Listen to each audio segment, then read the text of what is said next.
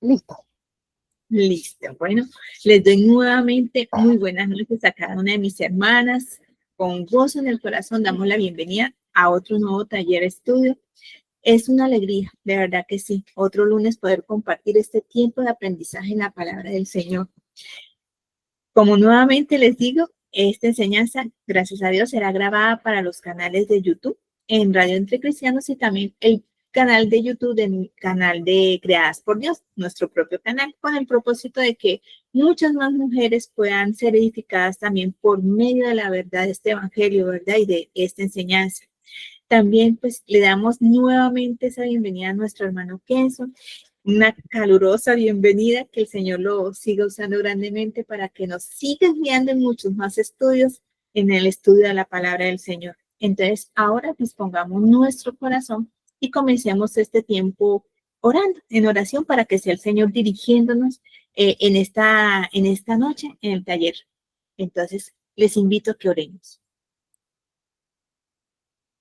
Padre eterno y misericordioso, venimos ante usted, Señor, a esta hora con corazones agradecidos por permitirnos reunirnos una vez más, Señor, como cada lunes, como hijas suyas, para escudriñar, Señor, su palabra. Le damos gracias, Señor, por su fidelidad, su misericordia, la salvación tan grande que nos ha dado en creer en nuestro Señor Jesucristo, por sostenernos cada día, día a día, Señor, y por concedernos este espacio, Padre, de este medio virtual, Señor, donde podemos crecer en el conocimiento suyo y para ser transformadas a la imagen de su amado Hijo, Señor. Rogamos, Señor, que en esta enseñanza seamos guiadas, que vamos a ser guiadas por nuestro hermano Kenson, que su Espíritu Santo, Señor, también lo dirija a él en cada palabra, que abra también nuestro corazón, nuestro entendimiento, renueve nuestras mentes, sobre todo, Señor, sean saturadas por su palabra y que, Señor, como siempre le pedimos, que no seamos tan solo oidoras, Señor, sino que obedezcamos a su palabra. Por ello, Señor, le pido que quite toda distracción, que llenemos este tiempo con reverencia y gozo en el corazón, Señor, porque vamos a aprender, Señor, de su palabra, que produzcamos frutos y que sea abundante en nuestras vidas y también en nuestros hogares, Padre. Todo se lo pedimos en el nombre glorioso de nuestro Señor Jesucristo y por la poderosa obra del Espíritu Santo, Señor. Le entregamos este tiempo de oración, este tiempo, Señor, de enseñanza y toda nuestra vida, Señor, para usted. Le damos honra y gloria, Señor, y lo dejamos en esta oración, Señor, que todo sea para su alabanza, que sea para su glorificación. Gracias, Señor, le damos en Cristo Jesús. Amén. Amén. Bueno, mis hermanas, nuevamente le damos esa bienvenida y gracias a Dios a nuestro profesor Kenson, que seguimos con los profetas menores y hoy vamos a estar guiadas por el hermano con Malaquías, perfectamente. Entonces, que sea el Señor con su Santo Espíritu guiándonos y dándole también esta sabiduría a nuestro hermano para que podamos recibir la enseñanza con corazones humillados y agradecidos a Él por este tiempo que nos otorga. Bien, hermana, entonces con esos corazones gozosos le damos este tiempo de enseñanza. Muy bien, hermanas, que Dios les bendiga. Es un privilegio estar con ustedes una vez más. Gracias a Dios que nos da este privilegio, esta honra de poder compartir como familia en el Señor a través de estos medios. Ciertamente, estudiar la palabra de Dios es una dicha para nosotros, es un gozo y para mí también es algo muy importante poder estar acá, compartir y la verdad que siempre les agradezco este espacio en este rincón tan propio, tan suyo que tienen para compartir como hermanas y espero con la ayuda de Dios poder aprender junto a ustedes en esta noche. Bien, vamos a entrar en materia tal como lo dice tal como lo dice el texto acá. Vamos a estar estudiando el libro de Malaquías. Si escuchan un poco de fondo como truenos, es que el clima está un poco inquieto por esta zona, así que las disculpas del caso. Bien, antes de iniciar es bien importante saber o tratar de ubicarnos en la línea del tiempo, dónde ocurre o dónde ejerce Malaquías su ministerio. ¿Por qué es importante esto? Bueno, es importante porque nos ayuda a comprender por qué Malaquías está diciendo lo que dice inspirado por el Señor. Aquí tenemos una breve línea de tiempo que trata de ubicar al lector y a nosotros también dónde está el ministerio profético de Malaquías, y lo encontramos después de la reconstrucción del templo en el año 516, y es en el año aproximadamente 460 antes de Cristo donde Malaquías comienza a ejercer su ministerio, un ministerio bastante corto, bastante breve, y luego tenemos otro parámetro, otro hito ahí en la línea de tiempo, y es el reinado de Alejandro el Grande o Alejandro Magno, como es conocido dentro de la literatura histórica, ¿no? Entonces, vemos que Malaquías está en un momento muy clave dentro de la historia, ¿no? Porque Israel, bueno, el pueblo viene del exilio, viene del cautiverio, acaban de construir el templo, y ahora Dios tiene algo que decir a través de su siervo Malaquías hacia el pueblo. Entonces, teniendo ahí ese marco de tiempo, vamos a adentrarnos un poco a lo que viene siendo ya el autor y la fecha. Tal como lo vemos nosotros, el autor de este libro es presentado por su nombre, Malaquías. De hecho, el texto de la Biblia, en la Reina Valera 1960, dice: profecía de la palabra del Señor a Israel por medio de Malaquías. O sea que aquí no hay como una presentación de un eslabón de tiempo como tal, no hay una categoría de quién es este profeta, sino que nos vamos a lo central, que esto que está escrito aquí es algo que viene de parte del Señor a Israel y que está utilizando a Malaquías como un instrumento. Muy interesante también notar que el nombre Malaquías es un nombre hebreo que significa mensajero o mensajero del Señor en este caso. Es muy curioso, ¿no? Que él sea el que va a profetizar, como valga la redundancia, como profeta, pero que su nombre también implique mensajero, aquel que trae.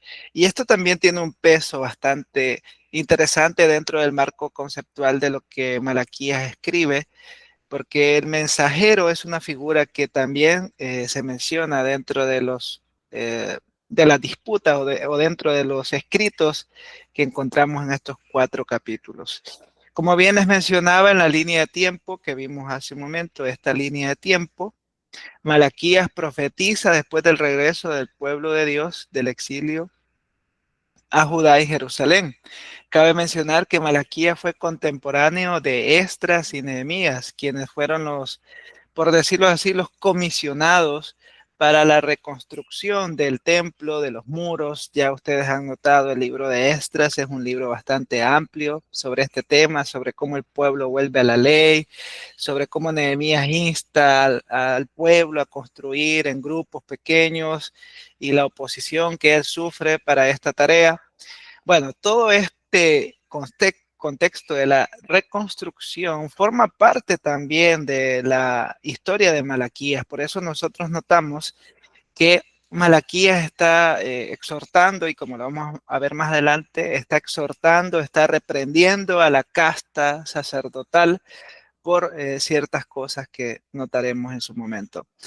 Entonces hay un traslape, ¿no? Hay un toque por ahí de histórico entre Esdras y Nehemías y Malaquías. Además, hay cierta referencia en el versículo 8 del capítulo 1, donde se habla de una figura que forma parte de la idiosincrasia, ¿no? Política o jerárquica de los persas, cuando dicen al versículo 8, lo leo: y cuando presentáis un animal ciego para el sacrificio, no es malo, y cuando presentáis el cojo y el enfermo, no es malo, ¿por qué no lo ofreces a tu gobernador? Dice aquí el profeta inspirado por el Señor. Esta palabra gobernador es una palabra que dentro del texto apunta a una jerarquía política, una jerarquía social que está dentro del marco de los persas, ¿no? Entonces, notamos ahí que hay ciertas referencias históricas. Bueno, entonces, teniendo claro quién es el autor y aproximadamente cuándo es escrito, es necesario que nosotros como estudiantes, como lectores de la Biblia, a lo mejor nos acerquemos también a conocer cuál es el género literario de este libro. Evidentemente, tal como el libro que estudiamos la vez anterior, que era el libro de Habacuc, este libro se categoriza o forma parte de la literatura profética. Eh, Cuando decimos profético es que anuncia la proclamación del pacto de Dios a su pueblo y que estos vuelvan al pacto en arrepentimiento. Entonces, muy distinto al libro de Habacuc, que nosotros encontrábamos una especie de diálogos entre Dios y el profeta, en Malaquías nos encontramos con la disposición de que está escrito en prosa, es decir, su estructura no es narrativa o descriptiva, sino que lo vamos viendo en bloques, ¿no? Conceptuales. Y el libro de Malaquías, pues tal como ustedes y yo lo sabemos, forma parte de los profetas menores o los 12, que es el nombre dado a los últimos 12 libros del Antiguo Testamento. Ya hemos discutido por qué se les llama profetas menores, no por la extensión de sus escritos, sino por el tiempo de sus ministerios, que son bastante pequeños o breves en relación tal vez a profetas como Isaías, como Daniel, que estamos hablando de espacios de tiempo más amplios cronológicamente. Entonces, este libro, tal como otros, utiliza muchos recursos literarios como imágenes poéticas, juegos de palabras, ironías y alusiones para mostrar al lector y al oyente el énfasis que Dios quiere hacer en ciertos aspectos claves y muy importantes. La estructura literaria de Malaquías está relacionada a 6 disputas. Cuando decimos disputas, nos referimos a 6 contraargumentos. Dios dice algo, el pueblo dice algo. Dios dice algo, el pueblo dice lo siguiente. Entonces, el pueblo no se queda callado, en pocas palabras. Y Malaquías, proféticamente, establece el pensamiento o la condición del pueblo como una respuesta ante la palabra que Dios está diciendo. En ese sentido, cada palabra que Dios dice es contradicha o cuestionada por el pueblo de Dios. O sea, curiosamente, el pueblo de Dios estaba, o Israel estaba en uno de los momentos decadentes y por lo tanto se oponía, cuestionaba, ¿no? Lo que Dios estaba diciendo a través del profeta. En ese sentido, vamos a ver brevemente la estructura del libro. Cabe mencionar, mis estimados hermanos que están en esta reunión, como aquellos que nos pueden ver a través del canal de YouTube, que va a ser resubido, que nuestra intención hoy es tener una visión panorámica del libro de Malaquías y algunas aplicaciones prácticas para nuestra vida tomadas del libro de Malaquías. Por supuesto, cada capítulo merece nuestra atención especial, nuestra atención detallada, pero hoy en esta ocasión nuestra intención es revisar a grosso modo lo que el libro nos dice y cómo podemos aplicarlo a nosotras a través del poder del Espíritu Santo. Bien, la primera disputa que nosotros encontramos, la encontramos en el capítulo 1, versículo 2 al 5. Esta disputa, mis estimados hermanas y hermanos, es relacionada al llamamiento del pueblo de Dios. Malaquías parte o comienza con un texto bastante interesante. En el versículo 2, lo primero que encontramos que Dios dice es, yo os he amado. Imagínense ustedes cómo comienza este libro, con el amor de Dios. Y no un amor condicionado, sino que dice yo os he amado, pero aunque, sino que dice yo los he amado. Y el pueblo responde, ¿en qué nos has amado? Imagínense ustedes el nivel eh, de dureza de sus corazones en que Dios los dice que los ama y ellos responden, pero ¿en qué nos has amado, Señor? ¿Qué era? ¿Cuál es la razón o cómo podemos estar seguros de que nos has amado? Entonces, en este capítulo, en esta porción, la respuesta que Dios espera de parte del pueblo es que obedezcan al pacto y a la adoración sincera. Por eso él le dice ahí, si gustan, yo estoy leyendo la Reina Valera 1960. Dice allá en el versículo 4, capítulo 1, aunque Edom dice, hemos sido destruidos, pero volveremos y edificaremos las ruinas, el Señor de los ejércitos dice así, ellos edificarán, pero yo destruiré y lo llamarán territorio impío y pueblo contra quien el Señor está indignado para siempre. Los enemigos de Israel que venían de la línea de Esaú se levantaban contra el pueblo, pero el Señor estaba con ellos, sustentándolos, estaba declarándoles a ellos que los ama, que los había escogido en Jacob, ¿no? Porque son descendencia de Jacob, y que los había escogido por puro amor, ¿no? Por pura gracia. Aquí vemos algo muy interesante sobre la elección divina, que Dios escoge no por nuestros méritos, no por lo que podríamos llegar a ser, sino únicamente por su amor.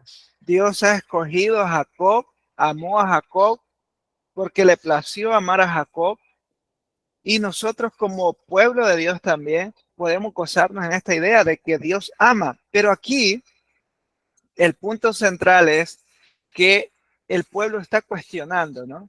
El pueblo está diciendo, ¿en qué nos has amado? Y él les dice, vuelvan a la ley. Lo vamos a ver más adelante. Ahora, la segunda disputa que ocurre tiene que ver con la adoración.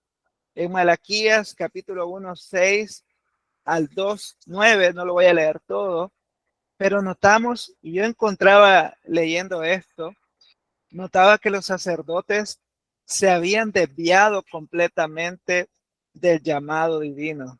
Los sacerdotes se habían oscurecido sus mentes. Mire, solo para que tenga una idea de cómo estaban las cuestiones. En el versículo 7 del capítulo 1 dice, ofreciendo sobre mi altar pan inmundo. Y vosotros decís, ¿en qué te hemos deshonrado? En que decís la mesa del Señor es despreciable.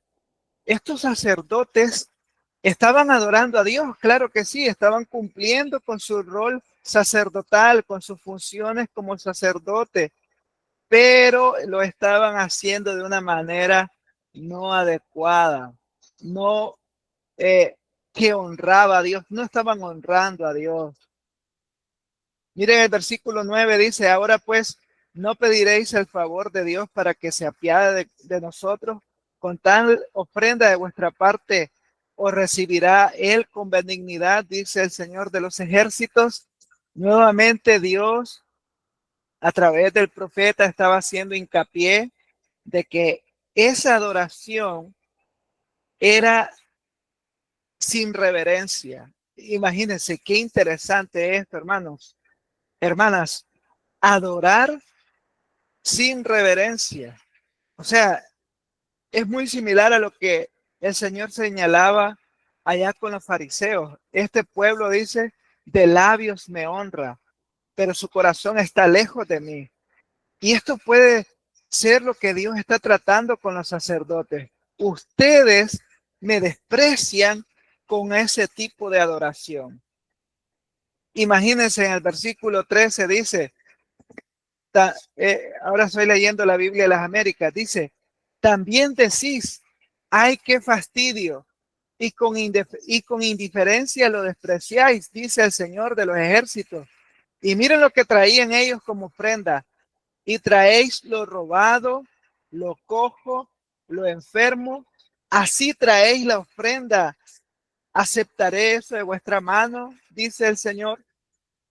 Mis hermanas, noten ustedes la poca importancia que esta gente, que estos sacerdotes estaban dando al servicio a Dios. Podemos notar, hermanos, que ellos estaban en apariencia, en presencia, estaban ahí dando lo que tenían que dar supuestamente, pero no era lo mejor, no era lo que agradaba a Dios, no era lo que honraba a Dios, sino solo por cumplir, solo por decir, bueno, sí traje la ofrenda a Dios, sí traje lo que había que hacer, pero traigo cosas robadas, cojas, enfermas. Hermanos, no sé si usted se pone en ese lugar de Dios por un momento. Obviamente no podemos ponernos en ese lugar, pero imagínese que usted le dice, mira, esposa, imagínese su esposo, esposa, te traigo un regalo. Tenés mucho tiempo pidiéndome un pastel, el pastel más delicioso, el postre más delicioso que usted se imagine ahorita, hermana. Ese postre, hoy pasé por la postrería, por la pastelería y pensé en ti. ¿Sabes qué? Aquí te traigo el postre. Usted imagina ese postre, cual sea, se dirige a la pequeña caja muy delicada, muy vistosa y abre aquella caja, pero cuando abre la caja, nota que el postre está con una mordida y tiene hasta pequeños grumos verdes porque ese postre está hecho a perder. Obviamente usted se sentirá ofendida. Bueno, cualquier persona se siente ofendido con un regalo de ese porte. Ahora imagínese Dios, no nosotros, Dios recibiendo adoración, pero sin reverencia y sin amor y sin lo que Él ha llamado a hacer. Es muy fuerte y por eso hay una disputa ahí, ¿no? Él dice, Malaquías expone las ofensas relacionadas con la adoración. Entonces, este libro es bastante fuerte. Está yendo a asuntos de la vida privada y de la vida devocional. Ahora, la tercera disputa, y posiblemente esto suene nuevo para algunos de nosotros, porque generalmente cuando vemos el libro de Malaquías, no, el lector, imagínese usted que nunca ha leído el libro de Malaquías, lo menos que piensa que va a encontrar ahí en el libro de Malaquías es tema relacionado al matrimonio. Pero sí, Dios está tratando con la vida privada también de los sacerdotes. ¿Y en qué está tratando? Miren, en el capítulo 2, siempre el capítulo 2, versículo 10 al 16 dice, bueno, voy a leer el versículo 14 del capítulo 2. Y vosotros decís, ¿por qué? Porque el Señor ha sido testigo entre tú y la mujer de tu juventud contra la cual has obrado deslealmente, aunque ella es tu compañera y la mujer de tu pacto. Pero ninguno que tenga un remanente del Espíritu lo ha hecho así. ¿Y qué hizo este mientras buscaba una descendencia de parte de Dios? Prestad atención pues a vuestro espíritu, no seas desleal con la mujer de tu juventud, porque yo detesto el divorcio, dice el Señor, Dios de Israel, y al que cubre de iniquidad su vestidura, dice el Señor de los ejércitos, prestad atención pues a vuestro espíritu y no seáis desleales.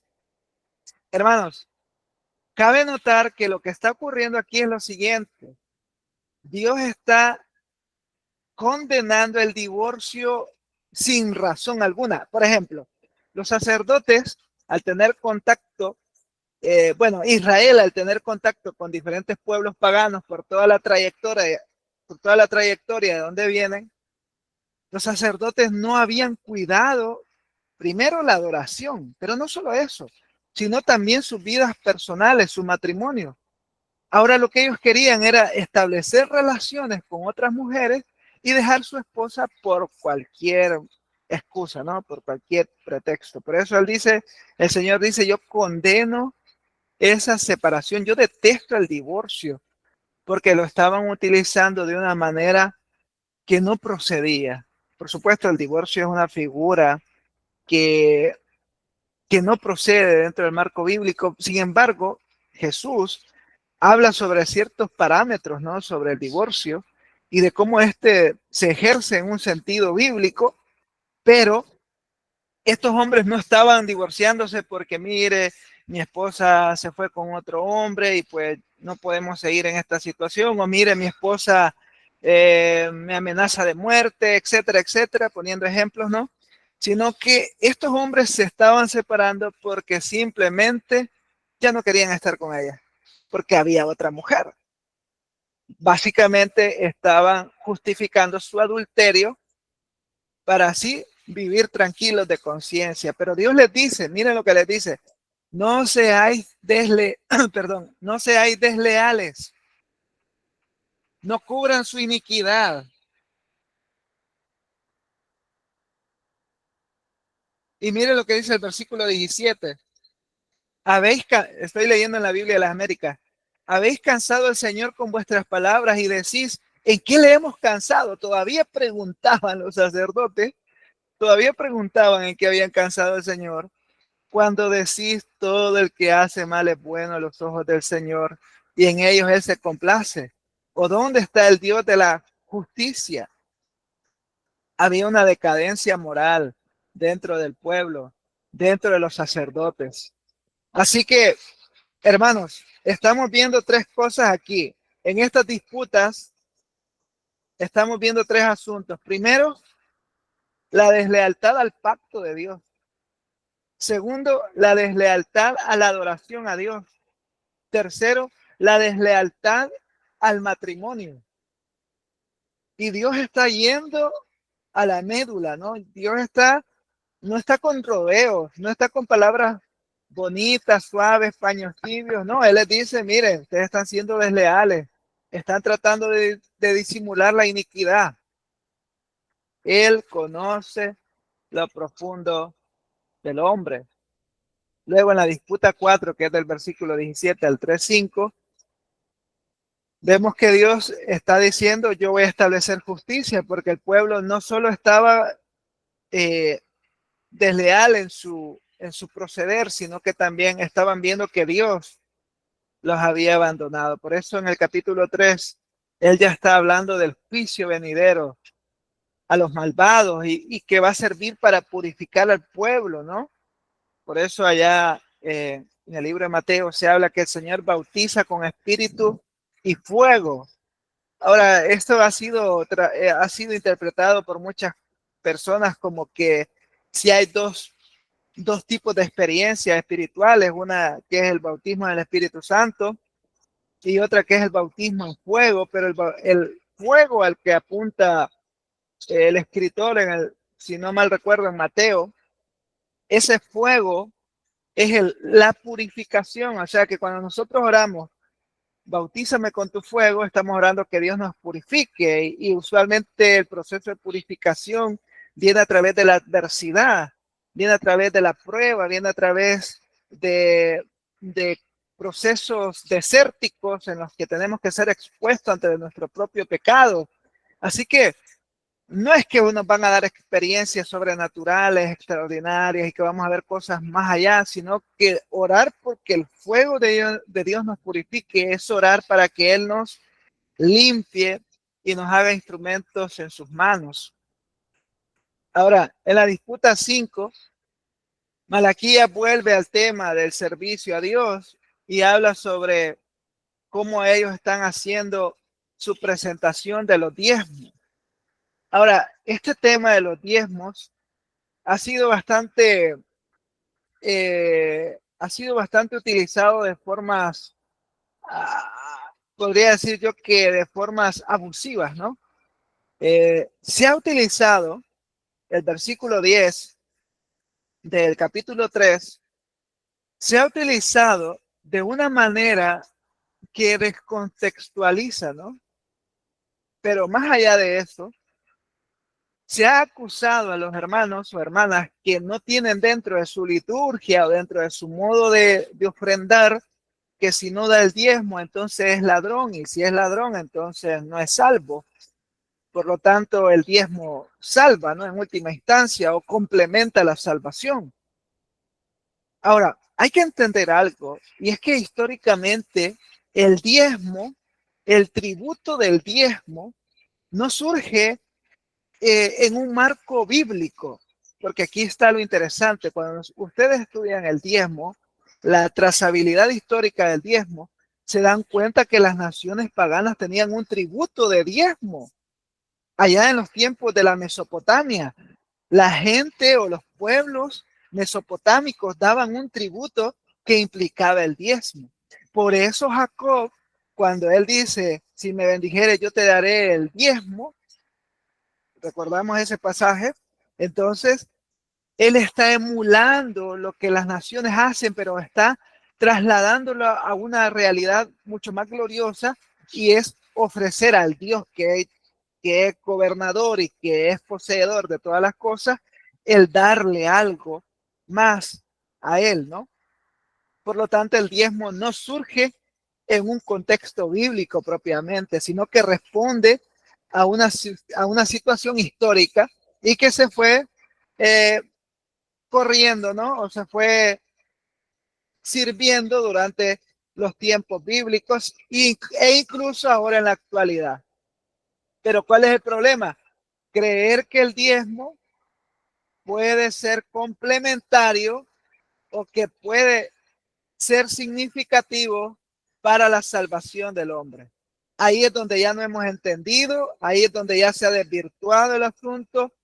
Y por eso, miren, en el versículo 10 dice, del capítulo 3, traed todo el diezmo al alfolí para que haya alimento en mi casa y ponedme ahora a prueba en esto, dice el Señor de los ejércitos.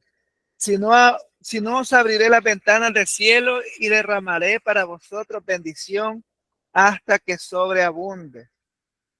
Y ahí hace unas promesas el Señor de pacto con su pueblo. Y todo esto está relacionado con el pacto hecho o establecido a Israel.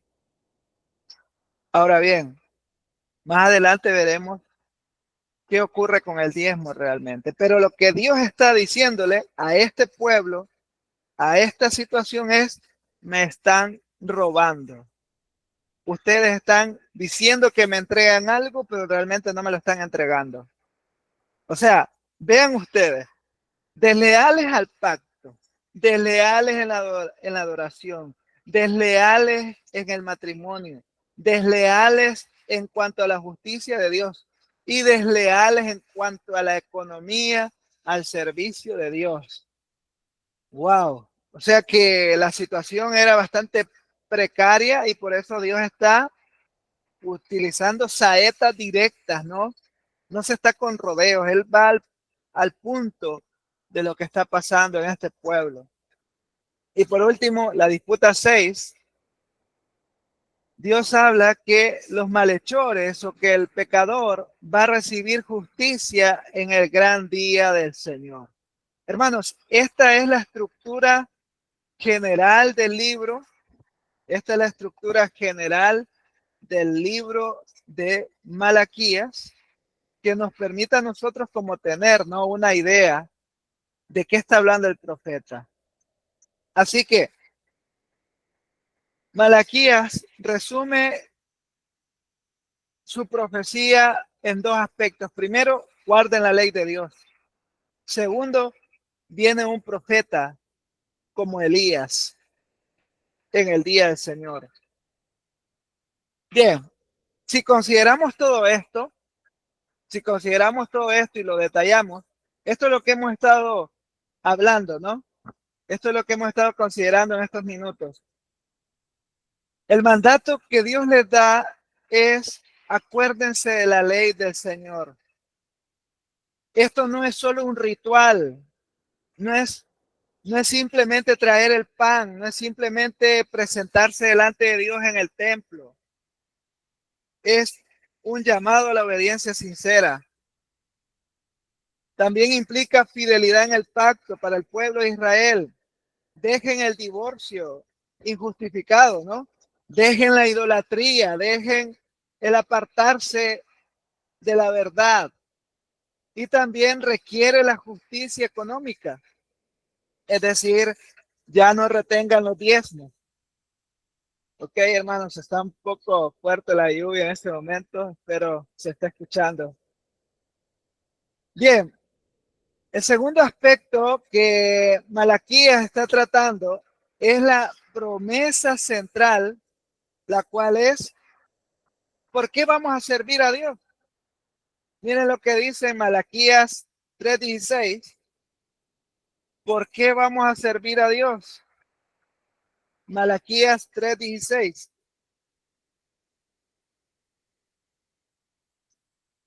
Dice, bueno, vamos a el versículo 14, perdón, 14 al 16.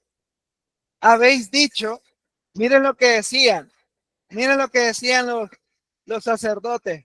Es vano, en vano es servir a Dios, o el pueblo, mejor dicho, en este caso. En vano es servir a Dios. ¿Qué provecho hay en que guardemos sus ordenanzas y en que andemos de duelo delante del Señor de los ejércitos? Por eso ahora llamamos bienaventurados a los soberbios. No solo prosperan los que hacen el mal, sino que también ponen a prueba a Dios y escapan impunes. Entonces los que temían al Señor se hablaron unos a otros y el Señor prestó atención y escuchó y fue escrito de él un libro memorial para los que temen al Señor y para los que estiman su nombre.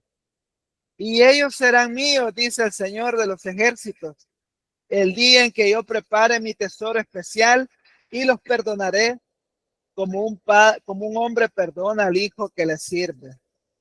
Entonces, este pueblo, cuando habla de la justicia, cuando habla del servicio, ellos estaban poniendo su mirada en la prosperidad de los impíos.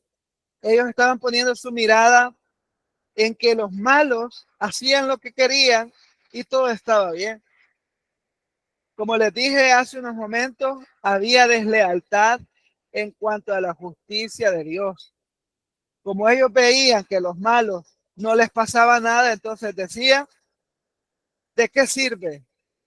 ¿De qué sirve entregarnos tanto a Dios si al final los malos hacen como quieren? ¿De qué sirve dedicarnos tanto a Dios si al final los malos andan tranquilos? Pero Dios dice, yo tengo un libro de memorias. El Señor, hermanos, considera las obras, tanto aquellas que son vistas por los hombres como aquellas que no. Y Él reconoce y juzgará a cada uno por sus obras en aquel gran día. Por eso Él dice, tengo un libro memorial en el cual yo haré justicia. Tres cosas más, hermanos, en relación a esto que hemos venido hablando. El libro de Malaquías habla sobre un mensajero que prepara, ¿no? Dice en el versículo 1, he aquí yo envío mis mensajeros, el cual prepara el camino delante de mí. Y habla sobre el profeta Elías en el capítulo 4, versículo 5. He aquí, yo os envío al profeta Elías antes que venga el día del Señor, día grande y terrible. Este profeta Elías es una figura, no es un tipo, no es realmente el profeta Elías como tal. Pero este profeta, este hombre, este mensajero es anunciado como aquel que va a dar testimonio de aquel que viene, ¿no? De aquel gran día.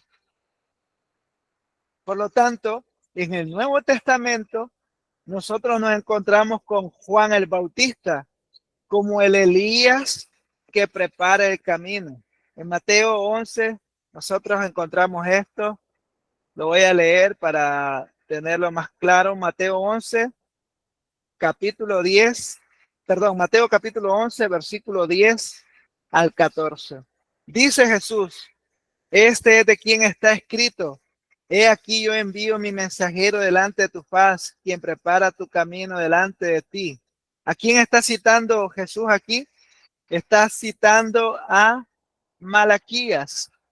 En verdad os digo, entre los nacidos de mujer no se ha levantado nadie mayor que Juan el Bautista. Sin embargo, El más pequeño en el reino de los cielos es mayor que él. Y desde los días de Juan el Bautista hasta ahora, el reino de los cielos sufre violencia y los violentos lo conquistan por la fuerza. Porque todos los profetas y la ley profetizaron hasta Juan. Y si queréis aceptarlo, él es Elías, el que había de venir. ¿Ok? Nos queda claro entonces que Malaquías anuncia a este profeta o este tipo Elías, el cual es Juan el Bautista. Por lo tanto, Jesucristo es identificado como el mensajero del pacto que viene a su templo a purificar y cumplir la promesa de salvación. En los evangelios, particularmente en el evangelio de Marcos, encontramos que Jesús entra a ese lugar y hay conmoción, ¿no? Por lo que Jesús está enseñando en el libro de Mateo también, cuando él da su discurso inicial, ¿no? Encontramos cuando él abre el libro en Isaías y dice, aquí estas palabras se han cumplido en frente de vosotros. Jesús es el mensajero del nuevo pacto. Así que Malaquías está cerrando el Antiguo Testamento con una promesa que se cumple en el Nuevo. Qué interesante, hermanos. Visto de un sentido canónico es interesante, pero también visto desde un sentido profético. Dios cumple lo que Él dice y nosotros podemos estar totalmente confiados en su palabra. Así que tenemos estas disputas, que son 6 disputas, como pudieron notar, son 6 disputas que están abordando la deslealtad al pacto, la deslealtad en la adoración, la deslealtad a la justicia de Dios, la deslealtad al matrimonio, la deslealtad en las ofrendas y por último está abordando la deslealtad o más bien dicho el rechazo, el olvido al juicio de Dios. Bien, estas son las 6 disputas. Cada uno de nosotros podría en 6 días, imagínense, estudiar cada uno de estos momentos. Ahora bien, hemos visto el libro a grandes rasgos, pero ¿cómo lo aplicamos, no? ¿Cómo aplicamos lo que Malaquías nos está enseñando? Porque nos hemos colocado en el lugar de los sacerdotes y del pueblo de Israel en aquel momento, pero ¿cómo lo trasladamos hoy, 2025, 20 de octubre? ¿Cómo lo hacemos hoy? Bien, una de las aplicaciones que yo quiero compartir con ustedes es esta, y es evaluar la sinceridad de nuestra adoración. Como lo mencionamos, Malaquías confronta a los sacerdotes y al pueblo por traer cosas defectuosas, arruinadas, en mal estado, y asumían ellos que estaba bien. Ahora, nosotros no estamos en los tiempos del templo, no estamos llevando animales delante de Dios, pero sí, ¿qué le estamos dando a Dios? ¿Qué le estamos entregando al Señor? ¿Le estamos dando lo que nos sobra? ¿Le estamos dando las cosas de mala gana? ¿Le estamos dando las cosas por compromiso? Y con cosas, no piense ustedes particularmente en dinero. Pensemos en nuestro tiempo. Pensemos en nuestros dones, en nuestras habilidades, en nuestros talentos. Hacemos las cosas porque, bueno, dijo el pastor que hay que hacerlo.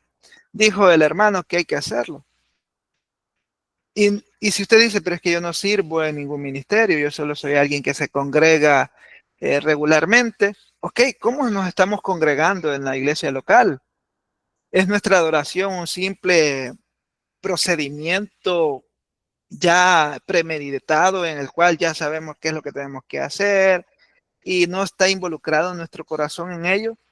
Esto nos pone a pensar, ¿no? ¿Cuál es nuestra actitud a la hora de congregarnos también? ¿Cuál es nuestra actitud? ¿Cuál es nuestra actitud al orar, a leer la Biblia? Porque esto también es adoración delante de Dios. ¿Cuál es nuestra actitud en el día a día? ¿Tenemos en mente a Dios o simplemente surge el concepto y todo lo que implica el sábado por la noche, porque ya faltan unas horas para el domingo? Esto nos hace pensar. Cualquiera se asombraría porque los sacerdotes están llevando animales robados delante de Dios o animales ciegos o en mal estado. Pero ¿qué tal nosotros si nos asombramos o más bien dicho nos examinamos? ¿Qué le estamos dando a Dios de nosotros? ¿Sobras? ¿Lo mejor? ¿Quién se está llevando lo mejor de su vida?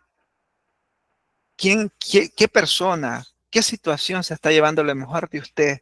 Que usted dice, sí, es cierto, yo creo que le estoy entregando lo mejor, no sé, a una serie de televisión. El tiempo que pudiera invertir lo estoy destinando más a mi ocio personal, que no digo yo que es malo que usted tenga un espacio de ocio, pero ahora, ¿es lo que le sobra o es su prioridad? Cada uno de nosotros nos vamos a evaluar en cómo adoramos a Dios. Segundo aspecto es que debemos practicar la generosidad como un acto de confianza, ¿verdad? Hay, hay dos posturas en relación al diezmo. Unos dicen que es vigente, otros dicen que no es vigente. Ahora, el asunto es condenar unos a otros por un tema que realmente podríamos dejar pasar. Hay gente que dice, hay hermanos que dicen, mire, el que no diezma es ladrón y no se salva. Ahí está haciendo un abuso total de lo que es el evangelio. Totalmente, no podemos decirlo de otra manera. Una distorsión completa. Hay otros que dicen, mire, yo no diezmo porque el que diezma lo hace para el hombre. Ahí hay una distorsión completa del acto de dar, del acto de entregar. Entonces, ¿qué sugerencia podríamos tomar? Que si vamos a dar, ya sea el diezmo, la ofrenda o las dos cosas, lo hagamos confiando que eso es para Dios. Ahora, si un centavo usted va a dar y está pensando que ese centavo le hace falta, que ese centavo, a saber, no sabe usted cómo lo va a utilizar la iglesia, que está enriqueciendo a un hombre, que qué corrupción, si usted está pensando, un rayo hermanos, si usted está pensando en que ese centavo no es para Dios, sino que es para una persona en particular, se desvirtuó, se desvirtuó totalmente el acto de generosidad. Entonces, la generosidad, el dar, no es una tarifa, ¿verdad? No es una obligación, sino que hay que darlo con gozo, es un acto de adoración, es reconocer que mi sueldo, mi salario, lo que Dios me da, viene de Él y que ciertamente yo solo le estoy dando un poquito a Él y que ese poquito es en acto de agradecimiento. Tampoco es una tarifa para que Dios responda a mis oraciones, ¿verdad? Porque hay mucha gente que, lamentablemente, algunos cristianos, hermanos que no han sido enseñados, dicen, pero yo no sé por qué Dios me pasa por esta prueba, si yo soy fiel en el diezmo, y Él dice, probadme en esto. Entonces establece en su mentecita, en su cabecita, que el diezmo es como una cuota mensual en la cual Dios está obligado a que todo le salga bien en la vida. No, hermano, lo ayudo ahora a ubicarse en esto y decirle con el amor de Dios, el diezmo no garantiza, ninguna ofrenda garantiza que todo va a ir bien en su vida, porque déjeme decirle que tanto las cosas buenas, agradables, y aquellas que no son tan agradables que ocurren en nuestra vida, son establecidas por el designio de Dios para la alabanza de su gloria y sabiendo que todo eso que ocurre es para nuestro propio bien. Por supuesto, duele, incomoda, eh, todo lo que usted quiera humanamente hablando, pero no voy a establecer como un canje por lo que he dado delante de Dios. Dios no es una especie de banquero, ¿no? Dios es Dios, un Dios santo. Así que demos con confianza, hermanos. Demos con sabiduría también. Porque esto es muy importante. Nosotros somos llamados a dar, porque las ofrendas sostienen la obra misionera, la obra de discípulos, la obra de la enseñanza, la obra pastoral. Esto así funciona. La salvación es por gracia, todo es por gracia. Nuestro dinero es por gracia, porque Dios lo provee, pero tenemos que aportar para ayudar a que la iglesia pueda avanzar en sus proyectos. Pero hay que dar con sabiduría. ¿Qué significa esto? Significa que, le voy a poner un ejemplo. Si yo gano $100 estadounidenses, $100, y yo digo, quiero ser un hombre generoso, y doy $90, así, miren, ese domingo yo llegué muy dadivoso y dije, voy a dar $90, porque sentí dar $90. Eso no es sabio, hermanos. Y usted dirá, hermano, pero usted no dice que demos con confianza, sí, pero hay que hacerlo también con sabiduría, porque usted necesita ir delante de Dios, orar, Señor, ¿cómo puedo invertir estos $100 que te glorifiquen a ti y que bendigan mi vida? Y si tiene familia, pues mi familia, ¿no? ¿Cómo voy a hacer esto? ¿Cómo quieres que lo haga?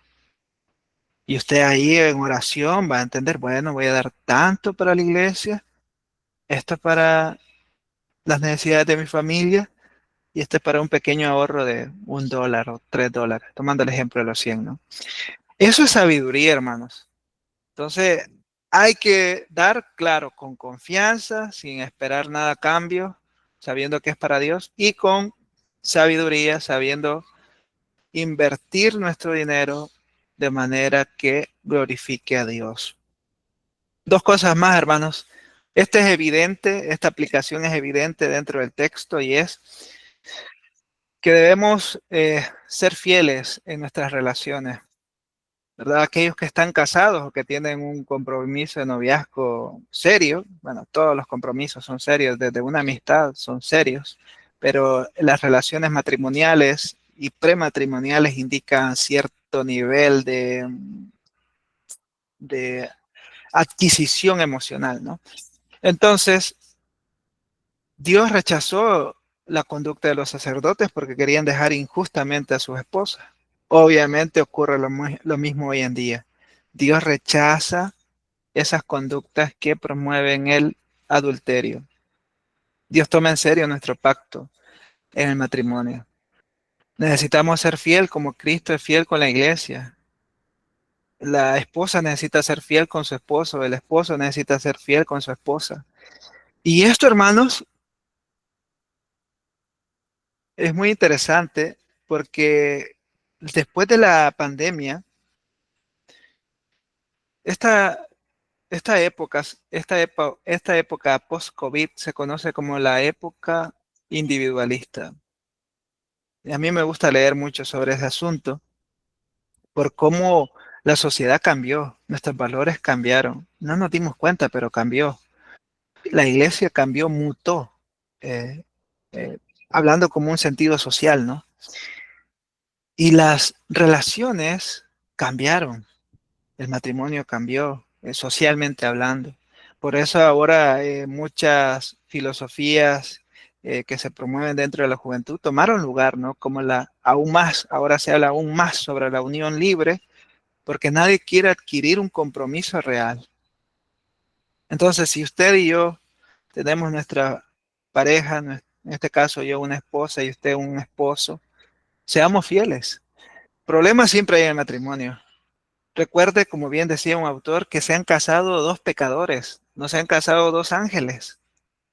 Aunque usted lo vea como un ángel, aunque yo la vea como un ángel, no, hermano, es un pecador, una pecadora que necesita la gracia de Dios igual que nosotros.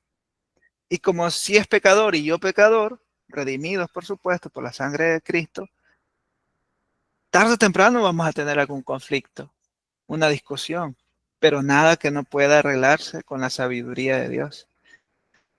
Así que por eso, repito, los jóvenes ahora la figura del matrimonio la tienen totalmente desarraigada. Tanto así que hoy le dicen, me puedo casar hoy y mañana me divorcio. ¿Y cuál es el problema? Hablaba con unos jóvenes hace unas semanas, así rápidamente, sobre este tema del matrimonio y dicen, bueno, si son jóvenes no cristianos, por cierto, si esta persona me deja, me dice una señorita, pues hay otros, me dijo. ¿Y por qué se dejaría? No, es que a la primera que me haga yo me voy. Ok. ¿Y crees que eso es correcto? Sí, porque yo no voy a soportar, que no sé qué. Entonces, hermanos, ¿a qué voy con esto? Que la iglesia debe ser luz en medio de las tinieblas, luz en medio de todo esto que está ocurriendo, ¿no? Y los matrimonios que moldean, que reflejan la gracia de Dios, gloria a Dios por ello. Ahora puede ser que me llegue a escuchar una persona que está divorciada, ¿no? Y se sienta un poco mal porque estamos hablando de que el matrimonio refleja, pero analice la situación. ¿Qué, cómo llegó ahí, no? ¿Qué, qué situaciones le llevó a esto? Y en medio de esa situación, ya sea por X o Y razón, usted puede también encontrar la gracia de Dios. Puede encontrar en el Señor un sustento en medio de esa separación, ya sea justificada o no justificada, ya sea que usted fue que se fue o fue la persona a la que dejaron. En medio de ese caos emocional también puede encontrar la paz de Dios y generar y renovar sus votos delante de Dios hacia un mejor y nuevo compromiso. Pero esto requiere humildad, ¿no? Reconocer cómo llegué aquí y comenzar de nuevo. Mire, una de las cosas, y con esto voy a cerrar, porque este tema, por mi cargo en la iglesia, que es de discipulado, tengo que hablar con mucha gente sobre temas así de la vida cristiana. Una de las cosas que es lamentable muchas veces cuando ocurre una separación es el dolor que se produce en los hijos, pero no solo esto, sino el no buscar a Dios. ¿Qué quiero decir? Que la persona, a veces, una de las partes, prefiere buscar primero una nueva pareja que renovar sus votos delante de Dios. Y ahí es usted donde puede identificar quién es quién, ¿no?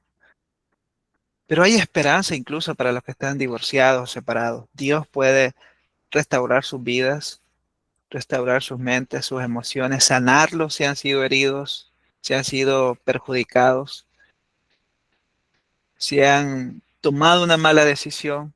Dios puede restaurar, claro que sí, pero tomemos las cosas en serio, ¿verdad? Y por último, en este aspecto, los yugos desiguales, ¿no? No hay que buscar una pareja, no hay que jugar al misionero, ¿verdad? No hay que jugar al misionero. Bien decía un dicho, aquí en El Salvador hay un dicho, no sé si en sus países dice el alma para Dios y la carne para mí. Es un dicho que los jóvenes tienen, el alma para Dios y la carne para mí. Hablando de que van a buscar una pareja que no es cristiana, la van a convertir y pues ellos se quedan con la pareja. Parece gracioso, pero realmente no funciona.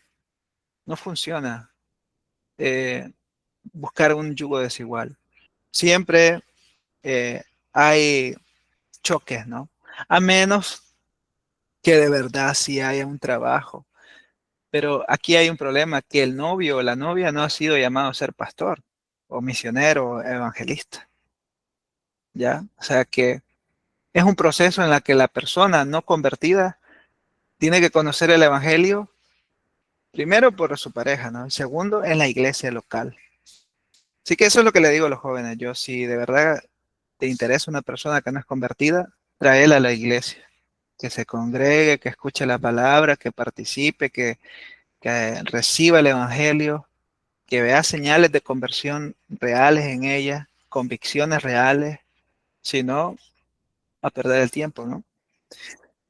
Bueno, creo que esta ya es la última parte, hermanos, y es, debemos confiar en la justicia de Dios. El pueblo dijo, es de más servir a Dios, porque estaban viendo que los malos prosperaban, ¿no? Y miren, hoy en día es muy fácil también decir lo mismo como cristianos. Usted ve que su vecino, su amigo, alguien por ahí que es una mala persona, usted lo ve en un carro de último año y lo ve bien fresquecito, ¿no? Muy bien vestido. Y usted pues apenas tiene unos $5 ahí para el día. Y usted dice, Señor, yo soy tu hijo. ¿Qué ha pasado aquí? ¿Qué pasa? ¿Te equivocaste? ¿Será que ese carro era para mí y estos $5 eran para él? No sé. Pero realmente, hermanos, no hay que ver las cosas desde esa óptica. Dice el salmista, hubiera yo desmayado si no creyese que veré la bondad de Jehová en la tierra de los vivientes. Hermanos, nuestra alegría, nuestro gozo no viene tanto de las cosas que tenemos, sino de lo que Dios ha hecho en Cristo Jesús. Nosotros no debemos ver la prosperidad del malo, sino saber que ese malo, si no se arrepiente, se va a presentar delante de Dios. Y no lo decimos con gozo, como que se lo merece, no, es que es un hecho. Se va a presentar delante de Dios un día y va a tener que dar cuenta de su vida. Y ahí cualquier cosa, cualquier gloria que este mundo le haya ofrecido, que él haya forjado, no servirá de nada. No servirá de nada.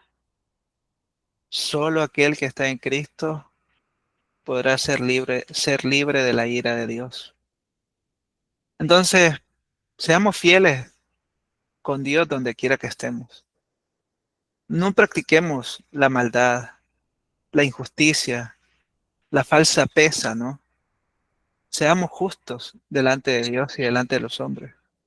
Si eso no nos trae los réditos o las ganancias que quisiésemos, no importa.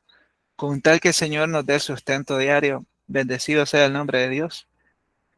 Bendecido sea. Eso es lo que siempre le he enseñado aquí a mi familia, ¿no? Si Dios nos provee lo necesario, gracias a Dios, ¿no?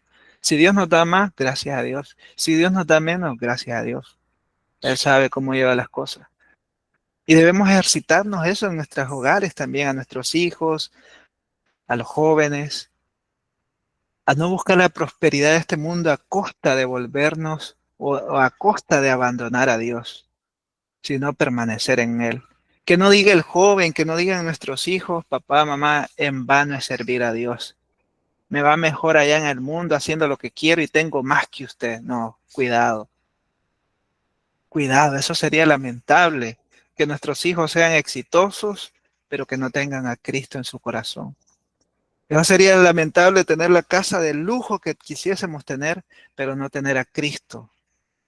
Eso sí sería lamentable, hermano. Es la peor desgracia que nos podría ocurrir. Tener todo, pero no tener a Cristo. Dios nos ayude. Y por último, vivir en preparación para la venida del Señor. Malaquías habla sobre el día de Jehová, grande y terrible. Hermanos, Cristo viene pronto. Hay muchos ahí que sufren de indigestión, ¿no? Y empiezan a dar fechas sobre cuándo Cristo regresará. Lo cierto es que nadie lo sabe. Y gracias a Dios que nadie lo sepa, ¿no? Eso es un misterio que yo siempre le doy gracias a Dios por no revelarnos, porque estoy seguro que en vez de alegrarnos muchos estarían llorando, ¿no? Muchos estarían con ansiedad. Gracias a Dios que Él va a venir como la lluvia, ¿no? O tal vez no como la lluvia, sino como algo repentino.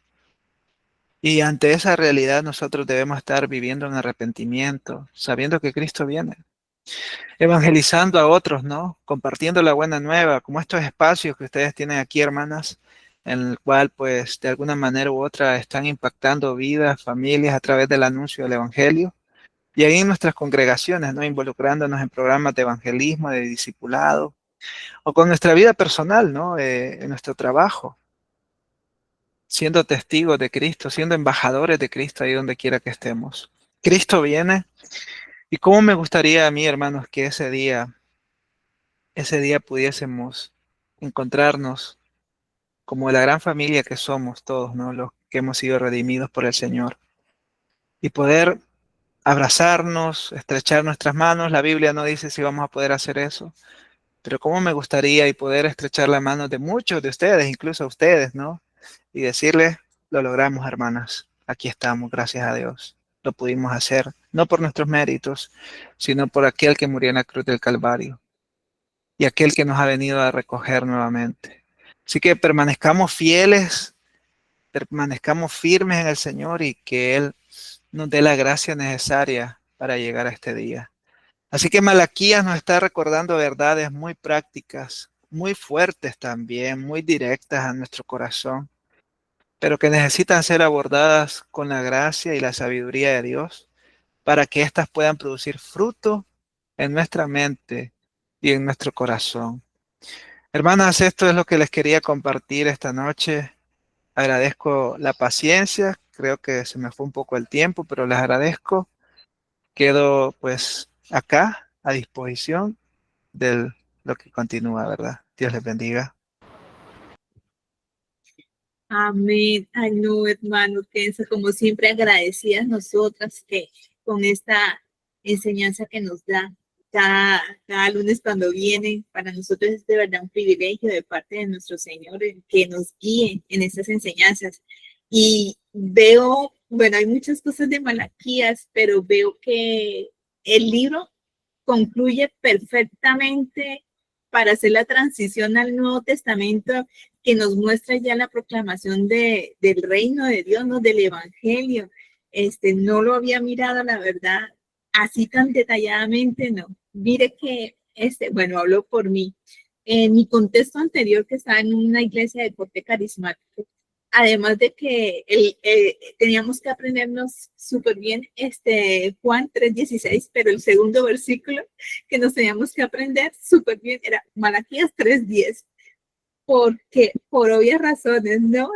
Aquí se practicaba mucho todo esto que condena el Señor en Malaquías, la verdad. Y una de las que me doy cuenta, por ejemplo, y todavía lo hacen porque tengo aún familiares allí en estas iglesias, donde todavía, y a veces me preguntan, ¿no?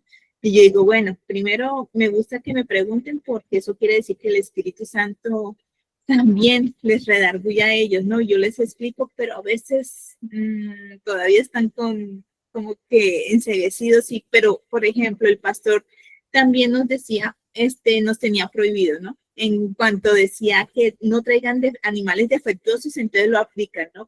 Para este tiempo, y era que no se podía dar billete, todos eran siempre billetes nuevos. Tenía que ser billetes nuevos, no así como ya pasados de manos en manos, imagínense, no es lo que teníamos que hacer.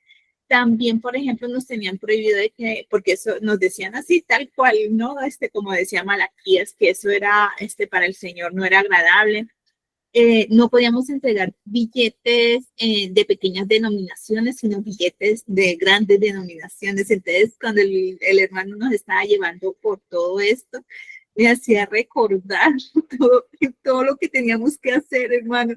Y de verdad, entonces, perdíamos todo de vista.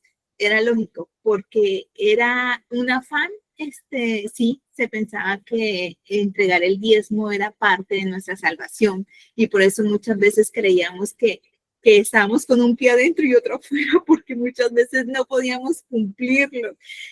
Bueno, esto era infinidad de cosas que yo sé que he visto que el hermano Kenson también ha abordado la teología de la prosperidad en estas mega iglesias también, porque esto se ve tanto en las pequeñas como en las grandes. Y también me llamó mucho la atención porque, o sea, podríamos decir, hermano Kenson, que cuando dice que tenemos que ser muy sabios hasta para dar la ofrenda o diezmo, ¿no? O sea, podríamos decir que tenemos que también tener una mayordomía sobre lo que Dios mismo nos da, ¿no? Hasta para entregarle a nuestro Señor, porque sí, aquí sí pasa demasiado por estas tierras de que a los pastores se le entregan las casas, los vehículos, todo lo que ellos necesiten. Entonces, si nosotros nos despojamos y se los damos a ellos, está bien, porque eso es lo que pide el Señor, ¿sí? Pero uno no miraba que ellos quedaban engrandecidos y nosotros empobrecidos. Entonces, bueno, pero gracias a Dios que el Señor nos saca, y así también es mi esperanza de que saque a muchos, ¿no? De estas falsas doctrinas. Y no, por eso le digo agradecido, y que es gracias a Dios que ha grabado para que pueda llegar a muchos, ¿no? Nosotras decimos que porque como somos un ministerio de damas, llegue a más damas, pero también a sí mismo, ¿no? A los esposos, a muchos, muchas hermanos, ¿no? Que pueda llegar este video, esta enseñanza, para que podamos también salir de todas estas falsas doctrinas, como digo. Entonces, como siempre, agradeciendo el tiempo, la preparación, hermano, y sabemos los inconvenientes que tuvo, pero más sin embargo, para llegar a su casita, llegó aquí a esta casita que también es su segunda casa. Muchas cosas que debe tener el hermano Queso, pero muy agradecidas. Y bueno, una pregunta es eso, hermano. Yo quisiera, por ejemplo, hablando de Malaquías 3:10, ¿cómo podemos? Porque muchas veces también me preguntan, ¿no? ¿Cómo sopesar? Entonces, ¿cómo entender la verdadera adoración? Esa verdadera adoración que Malaquías estaba hablando, que no se trataba solamente de ofrendas materiales, sino de un corazón regenerado que vive en obediencia a Dios. ¿Cómo sopesamos eso? ¿Cómo le puedo decir, no, pero es que mira, Dios no quiere esto, quieres en tu corazón que seas obediente? no, pero también nos está diciendo que tenemos que ser generosos, ¿no? Para dar lo que Él mismo nos da, entendiendo eso. Sí, creo que basado en lo que vimos de Malaquías, al final Dios nos pide adoración, y adoración no es simplemente un estado en el cual levantamos nuestras manos o música lenta, sino que todas las áreas de nuestra vida son rendidas delante de Él. Y esto implica también el hecho de la mayordomía cristiana, como bien mencionaba usted, de nuestro dinero, de cómo ejercemos la sabiduría bíblica en los recursos que Dios nos ha dado.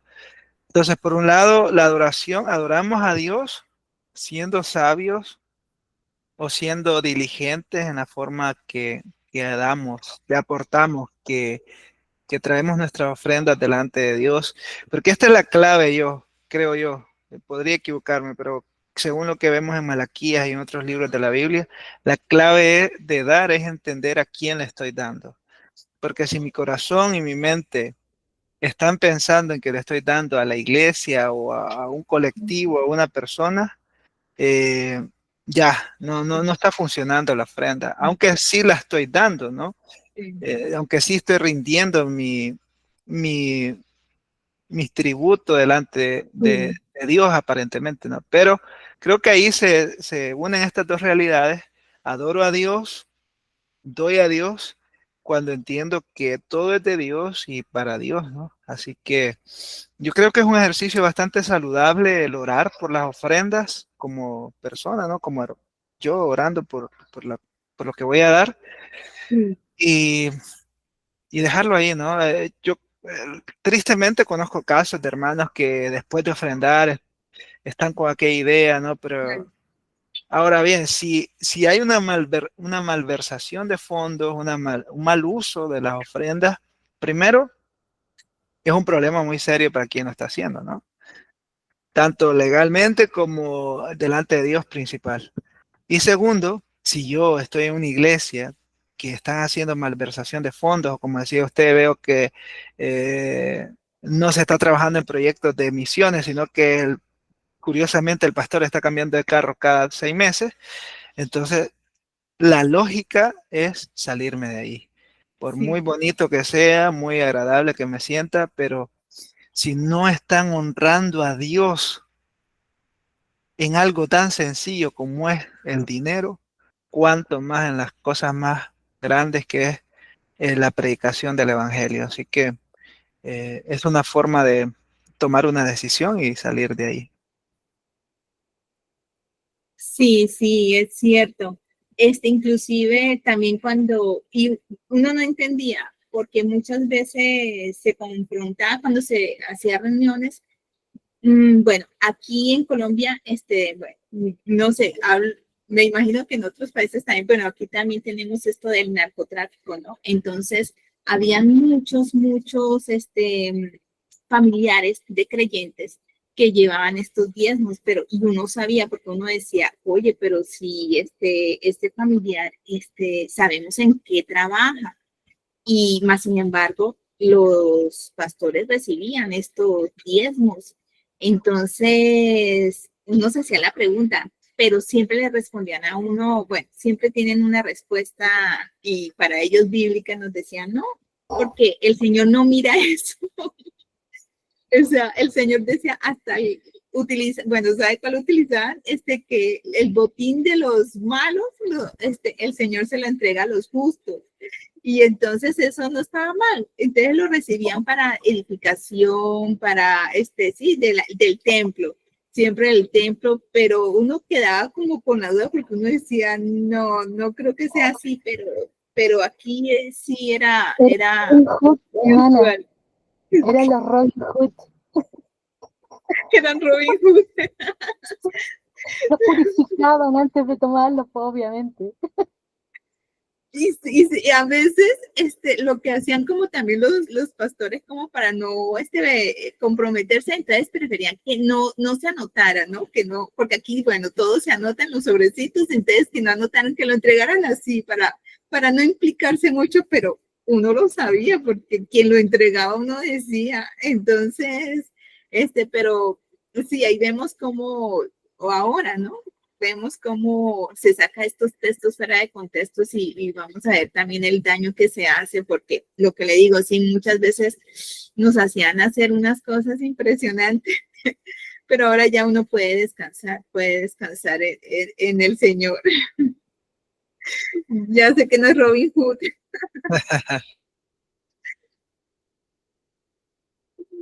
Sí.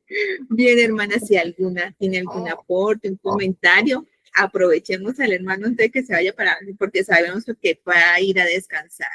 Sí, dale gracias al hermano, siempre, dale gracias a mi hermano Kenson por su bondad, por esa bondad que tiene con nosotros. Ay, sí. Y sabe, bueno, si uno puede destacar siempre algo, ¿verdad?, de los libros eh, de la Biblia, siempre uno destaca también la parte buena, ¿verdad?, en el sentido del amor de Dios, porque imagínense, a pesar de todas esas cosas de las cuales el pueblo estaba haciendo, ¿verdad?, el amor de Dios por Israel, eh, también era tan grande, ¿se da cuenta?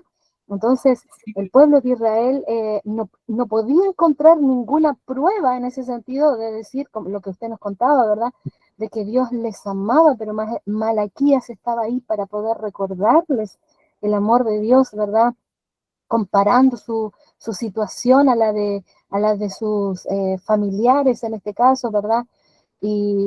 Pero vemos ahí el amor de Dios siempre para con el pueblo, y eso también a nosotros nos da, de alguna forma, mi hermano, poder entender de que, claro, nosotros muchas veces tenemos una mala adoración, somos como este pueblo, ¿verdad? Que muchas veces somos necios, tantas cosas, actuamos de una manera que no debiésemos actuar, ¿verdad? Pero sin embargo, nuestro Señor está allí para poder, como bien decía usted, para restaurarnos, para salvarnos, para sacarnos de ese lugar o ese momento en el cual nosotros nos encontramos. Entonces, poder ver también actuar, ¿verdad?, que en medio del castigo, ¿verdad?, en medio porque muchas veces también nosotros debemos ser disciplinados, y aunque no nos gusta, ¿verdad?, ver la mano de Dios sobre nosotros, pero sin embargo, ver la mano de Dios de una manera, ¿verdad?, que es con amor siempre, que siempre con amor, porque, o dígame que usted le ha dejado después tirado, después que ha puesto la mano sobre usted, no, todo lo contrario, después le ha levantado, le ha restaurado. Entonces, ver también todo esto, imagínense después, como decía mi hermana Moni, es el traspaso ya al Nuevo Testamento, Malaquías, y entonces cuando vemos, ¿verdad?, el plan, el propósito de Dios para que entonces los hijos puedan ser salvados, puedan ser redimidos, ¿se dan cuenta? Entonces, aquí vemos, obviamente, el plan de Dios, oiga, bueno, poder decirlo así, tan grande para con su pueblo, pero también para los que iban también, ¿verdad?, a ser destinados o predestinados para la salvación.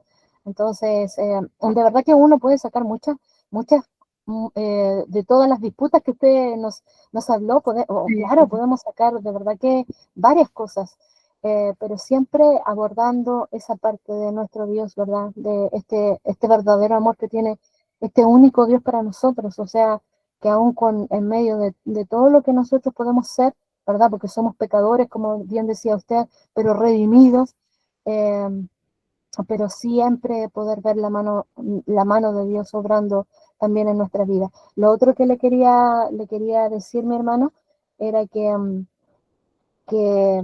bueno, que el estudio siempre, o sea, usted siempre a ver, de alguna manera a mí por lo menos me impresiona cómo la forma en la cual, ¿verdad?, usted nos enseña todo esto, mucho contenido, pero porque hay mucho contenido ahí, pero todo tan sistemático que al final, ¿verdad?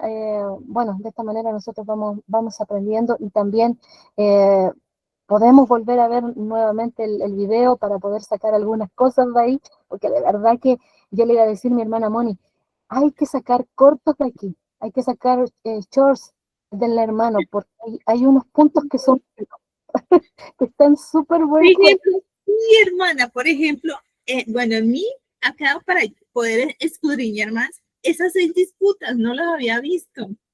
Muy interesante, muy interesante. Me Y encantó, híjole, me encantó cómo, sí, me gustó mucho cómo llevó el libro. La verdad que yo lo había escuchado de otra forma a mi hermano Kenson, por eso le digo, a mí me impresionó eso, cómo lo llevó. Entonces, ahora para sacar estos shorts, yo creo que van a ser de mucha bendición también. Así que ahí mi hermana Moni es la que se encarga de eso, así que ella va a hacer esa partecita. Así que muchas gracias, mi hermano Kenson, por el libro de Malaquías que usted nos comparte en esta tarde. De verdad que uno queda, ¡ah! Ay, ay, señor, y nos confronta, ¿eh? Porque de verdad que yo me sentí muy, como que me puse el sombrero. Tuve que ponérmelo en varias ocasiones. Sí. sí, Sí. es verdad, es verdad. Porque, por ejemplo, yo decía, cada vez que el hermano hablaba, sí, uno trataba como cuando estaba uno en la congregación y mirar qué era lo que está haciendo bien, qué era lo correcto, en qué estoy fallando, también como congregante, como creyente, como adoradora, porque yo decía, en verdad, la palabra de Dios es bien comparada como un espejo, ¿no? Porque ella es la que me muestra dónde estoy fallando, qué puedo estar haciendo bien, como dice el Señor, si estoy haciendo las cosas bien, seguir haciéndolas, pero también corregir lo que estoy haciendo mal. Y también como un martillo es comparada a la palabra porque sí, vaya, ella va martillando allí en el corazón, sí, como dice la hermana Jennifer, también me apunto a que hay muchas cosas que inclusive todavía hay que corregir. Pero bueno, gracias a Dios, está el hermano que yo siempre digo, que muy pronto, a ver si le decimos pastor.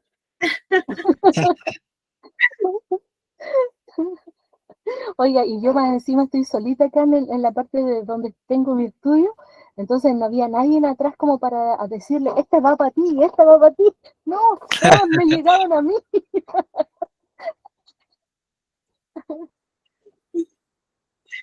Sí, sí. Ay, agradecidas. Bueno, hoy estamos poquitas, hermano, porque imagínense que la gripa ha hecho estragos aquí en Creadas por Dios, por eso estábamos, iniciamos en orando las unas por las otras, pidiéndole al Señor su misericordia y podemos ver, ¿verdad?, que cuánta paciencia, cuánta misericordia hasta el día de hoy el Señor ha tenido con nosotros. Y bueno, hoy nos habló Malaquías, siempre nos está hablando, ¿verdad? En su palabra. Por eso es necesario nosotras volver a las escrituras, meditar en su palabra de día y de noche, como dice, como nos insta nuestro Señor siempre. Y ahí al pie de estos buenos siervos que siempre están de verdad dispuestos a traernos esta palabra. Nosotras agradecidas porque, como le decía, el tiempo, yo sé que no habrá ni podido comer por estar aquí con el compromiso, apenas llegando de su casa, de su trabajo, de preparar el tema, se nota y todo ese amor que tiene para nosotras y agradezco demasiado de parte de todas las hermanas presentes y las ausentes, porque le queremos mucho, ya es conocido aquí en la casita y pidiéndole siempre al Señor por su vida, por su esposita, por su hijo, por sus papitos, todo su ministerio, hermano, que lo ha llevado, ¿verdad? A discipular también a otros, a jóvenes sobre todo, porque como decimos y nos lo ha mostrado desde un principio el hermano que se nota la diligencia y la preocupación por esta juventud, porque vemos que no es tan distinto de cuando Josué muere y se levanta una generación que no conoce a Dios, porque eh, decimos que yo siempre a veces vienen padres y me dicen a mí, siempre señalan al hijo, ¿no? Al hijo, y yo le digo, pero ¿y tú como padre? Nosotros como padre, ¿qué estamos haciendo? Y es pedirle al Señor que, ¿verdad?, seamos padres conforme a su corazón, porque esta generación se está levantando sin conocer a Dios, y por eso es que encontramos todas estas dificultades y todas estas desobediencias. Bueno, esa es mi humilde opinión, dijo la hermana Jenny. Sí, muy provechosa, hermana, de verdad. Eh, Gloria a Dios por todo, la verdad es que hay unas palabras del hermano Spurgeon que siempre no las conozco realmente tal como las dice, pero el mejor regalo que cualquier cristiano puede recibir es que otro hermano ore por él, ¿no? Y les agradezco mucho por sus oraciones y también por el espacio. Para mí, este momento lo tomo con mucha seriedad y con mucha responsabilidad. A veces esto del horario, y justo hoy que estaba una tormenta horrible acá, pero la verdad lo hago con mucho gusto y quizás es poco lo que les puedo traer, pero lo hago con todo el aprecio en el Señor y créanme que, como dijo la hermana Jennifer, el sombrero yo lo traía puesto desde que leí este libro, la verdad. Así que Dios nos ayude a crecer cada día. Sí, amén. Bueno, entonces despidamos a nuestro querido profesor, agradeciéndole nuevamente, de verdad, primeramente a Dios y a la esposita que nos lo preste un minutico, y minuticos no, ya llevamos una hora, y a su hijito. Y entonces, ay, hermana Jenny, usted nos lleva en oración para despedir al hermano. Amén, mi hermano. Vamos a orar entonces. Padre, en el nombre de Jesús, en esta hora damos muchas gracias nuevamente, Señor, porque usted siempre nos sorprende y de una manera que nos enriquece nuestra alma, Señor, nuestro espíritu. Y damos muchas gracias, Señor, por este taller, por este estudio que hemos podido tener de este libro, Señor, de la forma tal vez como nuestro hermano nos habló en esta tarde, Señor, de verdad que nos confronta, pero también nos ayuda para que entonces de esta manera nosotros podamos entender el propósito suyo que usted tiene para con nosotros y cómo debemos nosotros actuar delante de su presencia.